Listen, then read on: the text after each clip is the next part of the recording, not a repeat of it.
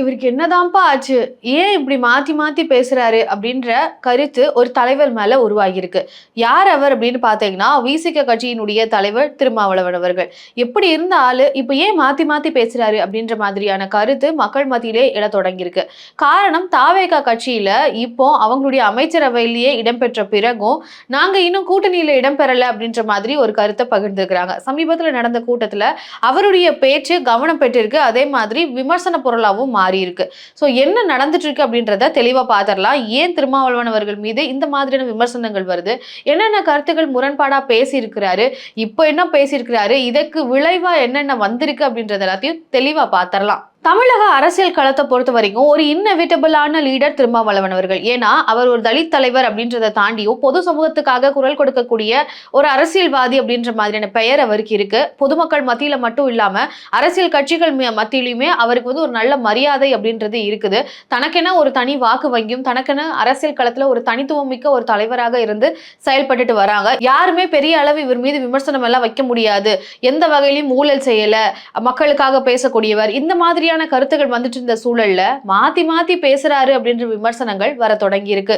இது அரசியல் சந்தர்ப்பவாதமா இல்ல சிச்சுவேஷன் காரணமா இப்படி மாத்தி மாத்தி பேசுறாரா இல்ல பின்னாடி இருந்து யாராவது அழுத்தம் தராங்களா, ஏன் இந்த மாதிரி எல்லாம் பேசுறாங்க அப்படின்ற கேள்விகள் பல பேர் மத்தியில எழ தொடங்கி இருக்கு. குறிப்பா பாத்தீங்கன்னா இந்த 2026 தேர்தல்ல ரொம்பவே இவருடைய பெயர் டேமேஜ் ஆயிருக்கு அப்படின்னு சொல்லலாம்.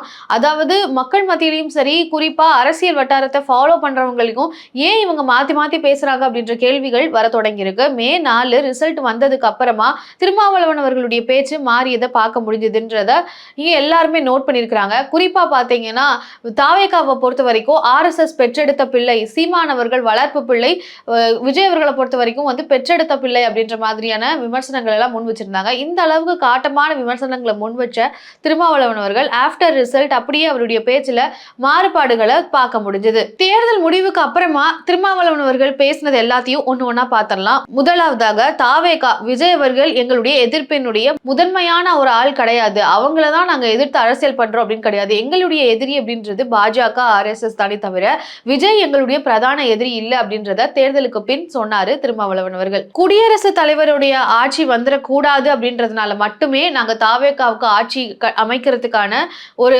ஆதரவு தரோம் அப்படின்றது இரண்டாவது அவர் சொன்ன கருத்து. தாவேகாவோட அமைச்சரவையில இடம்பெறணும் அப்படின்ற மாதிரியும், அதே சமயம் திருச்சி கிழக்குல என்னையே போட்டி போட சொன்னாங்க, விஜய் அவர்களே சொன்னார் அப்படின்றதுதான் திருமாவளவன் அவர்கள் சொன்ன கருத்து. திமுக அதிமுக ஒரு பிரஸ் மீட், ஒரு இன்டர்வியூ வச்சு திமுக அதிமுக கூட்டணி அப்படின்றது பேசப்பட்டுச்சு. MK ஸ்டாலின் அவர்களை நான் சந்திச்சப்போ அவரே சொன்னாரு அப்படின்ற மாதிரி திருமாவளவன் அவர்கள் தெரிவிச்சிருந்தாங்க. அதற்கு அப்புறமா அதை மாத்தி சொன்னாங்க அப்படின்றதையும் பார்க்க முடிஞ்சது. ஸோ திமுக அதிமுக கூட்டணி அப்படின்ற மாதிரி என்கிட்ட சொல்லப்பட்டப்போ அது வாய்ப்பு இல்லை, அது திமுகவுக்கான எதிர்காலத்தை கேள்விக்குறியாக்கிறோம் அப்படின்ற மாதிரி நான் கருத்துக்களை சொன்னேன் அப்படின்ற மாதிரியும் திருமாவளவன் அவர்கள் தெரிவிச்சிருந்தாங்க. மறுநாளே அப்படி சொல்லல, அது ஒரு அரசியல் புரசலா வந்த செய்தி அப்படின்ற மாதிரி திருமாவளவன் அவர்கள் தன்னுடைய கருத்தை மாத்திக்கிட்டாங்க. அதே சமயம் என்ன முதலமைச்சர் ஆக்கக்கூடிய வாய்ப்புகள் இருக்கு, என்ன முதலமைச்சர் ஆக்குறதுக்கான பேச்சுவார்த்தைகள் போயிட்டு இருக்கு அப்படின்ற மாதிரியான செய்திகள் வந்தப்போ நான் அதை மறுத்தேன் அப்படின்ற மாதிரி குறிப்பிடுறாங்க. அதுக்கு வாய்ப்பு இல்லை அப்படின்றதையும் நான் சொல்லியிருந்தேன் அப்படின்றத திருமாவளவன் அவர்கள் பதிவு பண்ணியிருந்தாங்க. இது எல்லாமே தேர்தலுக்கு பிறகு அவர் தரப்புல இருந்து வந்த கருத்துகள். திமுக அதிமுக கூட்டணி அப்படின்றது அதிகாரப்பூர்வமா யாருமே சொல்லல, அது அரசியல் புரசலா வந்த செய்தி தானே தவிர அதுக்கு வாய்ப்பு இல்லை அப்படின்னு என்கிட்ட ஒரு செய்தியா வந்ததுக்கு நான் கருத்து சொன்னேனே தவிர ஒரு கண்டிப்பா ஒரு அபிஷியல் பர்சன் மூலமா எனக்கு அந்த செய்தி கிடைக்கல, அதுக்கான இன்ஃபர்மேஷன் எனக்கு அப்படி வரல அப்படின்றத திருமாவளவன் அவர்கள் அடுத்த நாள் பிரஸ் மீட் வச்சு தெரிவிச்சிருந்தாங்க. இந்த மாதிரி மாத்தி மாத்தி பேசுறதுனால அவர் மீது இருக்கக்கூடிய மதிப்பு சிறிதளவு சரிந்திருக்க மாதிரி தான் தெரியுது. திருமாவளவன் அவர்கள் இப்போ தெளிவா தாவேகாவோட கூட்டணி வச்சதுக்கு அப்புறமா திமுகவில் இருந்து அவர்களுடைய கட்சி மீதும் அவர் மீதும் விமர்சனங்களுக்கு பதிலும் ரொம்ப காட்டமா தெரிவிச்சிருந்தாங்க.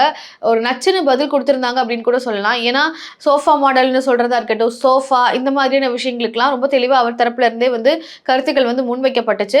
ஆனா அவருடைய கருத்துக்கள்ல முரண் இருக்கு அப்படின்றதையும் பார்க்க முடிஞ்சது. அது மட்டும் இல்லாம இந்த மாதிரி சில நாட்கள்ல சில மணி நேரங்கள்ல தன்னுடைய கருத்தை மாத்துறதுனால அவர் பேச்சு மீதான இருக்கக்கூடிய நம்பகத்தன்மை கொஸ்டின் மார்க்கா மாறி இருக்கு. அது மட்டும் இல்லாம சமீபத்துல நடந்த கூட்டத்துல அவர் சொன்ன கருத்து, தாவேகா கூட்டணியில நாங்க இடம்பெறல, அது பற்றி நாங்க பரிசீலிப்போம் அப்படின்ற மாதிரி குறிப்பிட்டிருக்காங்க.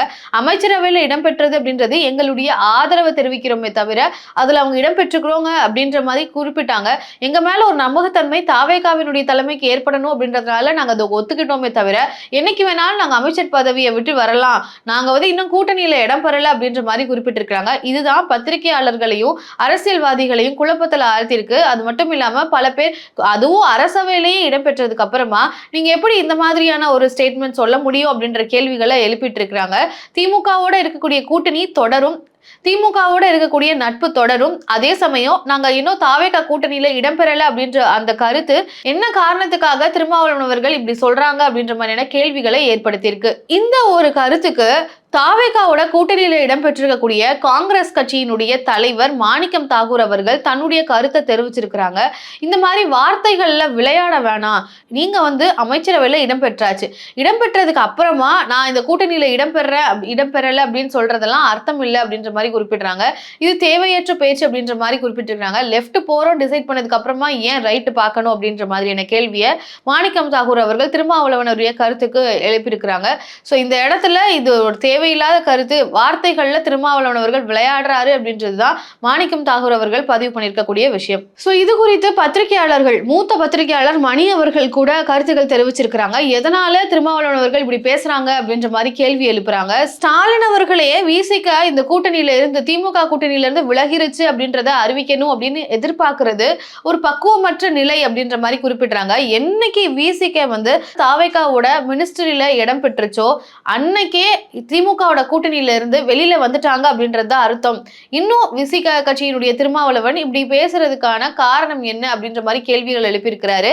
அது மட்டும் இல்லாம இன்னும் திமுகவுக்கு ஒரு கதவை ஓபன் பண்ணியே வச்சிருக்கிறாங்க போல, இன்னும் எலெக்ஷன் எதுவுமே நெருங்கி வரல. அப்படி இருக்கும்போது இந்த மாதிரியான ஸ்டேட்மெண்ட்ஸ் எதுவுமே தேவையற்றது அப்படின்றதுதான் மணி அவர்கள் தெரிவிச்சிருக்கக்கூடிய கருத்து. அது மட்டும் இல்லாம மணி அவர்கள் சொன்ன கருத்து என்னன்னு பாத்தீங்கன்னா, விசிக கட்சி என்றைக்குமே தாவேகா விட்டு வெளியில வராது, குறிப்பா இந்த சமயத்துல நிச்சயமா வரப்போறது இல்ல. விஜய் அவர்கள் கூட கூட்டணியில அவரோட அமைச்சரவையில இடம்பெற்று இருந்துதான் திருமாவளவன் அவர்கள் நிச்சயமா அரசியல் செய்ய போறாங்க. ஆனா திமுகவையும் அவர் இன்னும் அவங்களுக்கும் ஒரு கேம் இருக்கு அப்படின்ற மாதிரி நம்புறாருன்னு நினைக்கிறேன். ஆனா விசிக கட்சியினுடைய தலைவர் திருமாவளவர்கள் மீது மதிப்புகள் சரிஞ்சிருக்கு அப்படின்ற மாதிரி மணி அவர்கள் தெரிவிச்சிருக்கிறாங்க.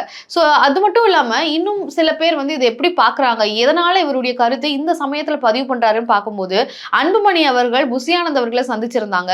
புசியானந்த் அவர்கள் அவர் ஒரு மினிஸ்டரா இருக்கிறாரு. ஒரு கட்சியினுடைய தலைவர் தன்னை பார்க்க வரும்பொழுது வெளியில வரைக்கும் போய் அவங்கள வரவேற்று சால்வையெல்லாம் அணிந்து அவர் பக்கத்துல உட்கார்ந்து அவர் சொல்ல வரக்கூடிய குற்றச்சாட்டுகள், அதாவது என்ன மாதிரியான விஷயங்களை அரசு செய்யணும், தமிழக அரசுக்கு என்ன மாதிரியான கோரிக்கைகள் வச்சாரு அப்படின்றத பக்கத்துல இருந்து உட்கார்ந்து கேட்டாரு. சோ அந்த வரவேற்பெல்லாம் பார்க்கும்பொழுது எங்க தாவேகா கூட்டணியில பாமக இடம்பெற வாய்ப்பு இருக்கும் அப்படின்ற ஒரு கேள்வியை எழுப்பியிருக்கு. சோ அதனாலதான் திருமாவளவன் அவர்கள் ஒரு பேக் எடுக்கிறாரா, பேக் ஸ்டெப் வைக்கிறாரா அப்படின்ற கேள்வி வைக்கிறாங்க. பாமக வந்தா விசிக அவுட் அப்படின்ற அந்த ஒரு மெசேஜை கன்வே பண்றதுக்காக விசிக கட்சியினுடைய தலைவர் திருமாவளவன் அவர்கள் இந்த ஒரு கருத்தை சொல்றாங்களா அப்படின்ற கேள்வியும் வந்திருக்கு. சோ பாமகவுக்கும் கிட்டத்தட்ட ஒரு ஃப்ரெண்ட்லியான ஒரு அப்ரோச் தான் தாவேகா கடைபிடிக்கிறாங்க அப்படின்றத புரிஞ்சுக்க முடியுது. புசியானந்த் அவர்கள் அந்த அளவுக்கு ஒரு வரவேற்பை கொடுத்திருந்தாங்க. சௌமியா அன்புமணி அவர்களும் அந்த இடத்துக்கு வந்தப்போ அந்த தாவேகா அவங்கள வரவேற்ற விதம் ஒரு கேள்வி பொருளா மாத்திருக்கு. அதுக்கான ஒரு விடையாக இந்த கேள்விக்கு பதிலா விசிக கட்சியினுடைய தலைவர் திருமாவளவன் அவர்கள் இந்த ஒரு கருத்தை சொல்றாரோ அப்படின்ற கேள்வியும் வருது. நீங்க இதை எப்படி பாக்குறீங்க? திருமாவளவன் அவர்கள் சமீபத்துல மாத்தி பேசுறாரு அப்படின்ற கருத்து சரிதானா, இல்ல அவர் இந்த சிச்சுவேஷனுக்கு தகுந்த மாதிரி தன்னுடைய கருத்துக்களை மாத்திக்கிறாரு அப்படின்னு பாக்கணுமா? நீங்க எப்படி பாக்குறீங்கன்றத கமெண்ட்ல சொல்லுங்க.